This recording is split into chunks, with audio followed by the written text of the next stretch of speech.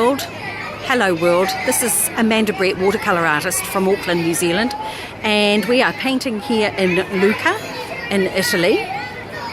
We are at Piazza Napoleon, and I thought I'd just show you a little bit about what's going on today. Oh, crowds of people, you can hear all the noise behind me. And this is in preparation for Mille Miliare, which is an antique car race that will come round town. About 450 old cars manufactured before 1955, and they'll be coming through town. I hope they're not racing, I hope they will just be driving slowly. But anyway, this is Piazza Grande, also known as Piazza Napoleon, and this is where we're painting today. Bella Lucca. My website is www.amandabrett.net.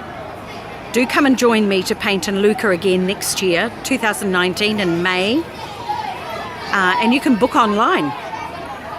Oh, ragazzi, too many children. Oh. And that lady's got my lunch. Oh, big tree. Here's some of my lovely students working hard.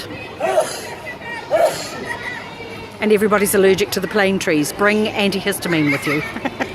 My website again, www.amandabrett.net. Ciao Bella. Bye-bye.